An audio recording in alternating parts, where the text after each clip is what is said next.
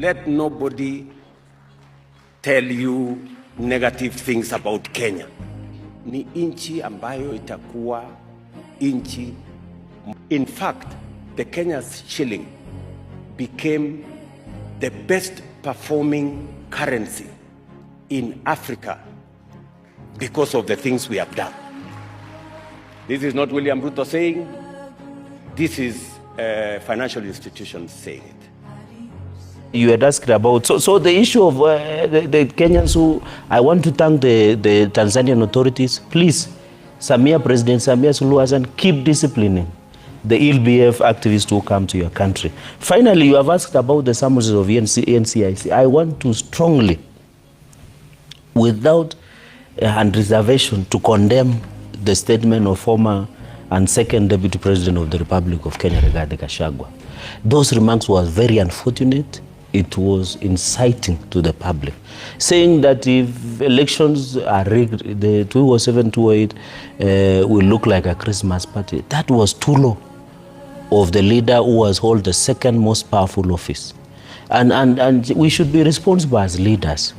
We should be careful in what we say this country. That's why when you go to Rwanda and you are a prolific journalist and maverick journalist who has covered media for some time now. That's why when you go to Rwanda, when you make some comments, you are prosecuted immediately.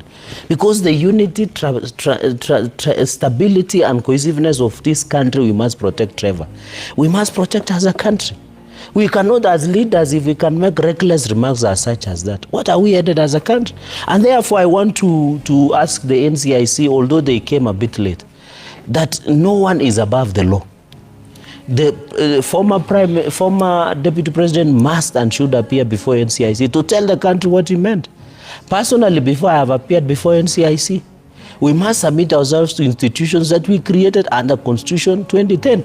And I hope people like Maanzo and you two should not politicize this issue, because he made it on one of the shows of some of the online media platform. And he made it with, in fact, he didn't mistake it, he made it rooting, knowing the fragility of the peace across the country. But I want to tell the country and to tell former Deputy President Rigathi Gachagua, that if in as much this thirst and anger for power should not drive us to bring wage among Kenyans. And we have said, and President William Ruto has said, no Kenyan, even one, will go against another Kenya on account of an election. These guys have sensed a defeat. That 2027, the re-election of President William Ruto is a sure bet. And that is why a sure bet as a cocksure. Because they have realized that is why they are making inflammatory remarks. By who? You said it's a sure bet. Who is a sure bet? No, they have panicked. That is why you see Rigathi Gachagua making a lot of noise. The election of the president is a sure bet. How? Yeah, it is a sure bet because that is panic. You know, we are politicians. How do you know this? We have known, of course. You have seen the performance of the president. The other day he was launching 1,100 housing units here in Mukuri housing. Which one? Even in my own. Can I have my chance so that they can? Can you provide pen and paper to Maanzo so that he can write it? In fact, I'm giving you more time because you're alone. Yes. The issue here is that one of the statements that the former deputy president made. Yes. Is it insensitive or insightful? Because this chest thumping that you have is where the concerns come in. In fact, some of the people from your side have already said that this is a sure shot. 2027 means you're going to... Whether we like it or not. Yes. No. In fact, some of your allies have even said that is for Tutajaza. This is where the problem is. And can't you see that? Trevor, as the planners of this morning show, plus your directors, in future provide pen and paper. So that your panelists can take down, so that when I'll come back, so that I don't need to be echoed or derail my thoughts. What I'm saying, the reason we are not just stamping, what we are saying is, look at the track record of the president so far, 2.5 years down the line. There is a lot that he has achieved for this country that we are sure. Very poorly. Let him finish. Why he will never finish. Cherargei will never finish. It's 2 against 1. He will never finish. If you had told me that they would be heckling, I would not have turned up for this show. It's 2 against 1 because yes. And that is why Kalonzo will never be the president of this country. Because if this is the quality of advisors, you can imagine how low we will sink. Focus on the discussion. Let me focus, and that is why you need to protect me so that I give you lethal points. What I'm saying, Trevor, is very simple.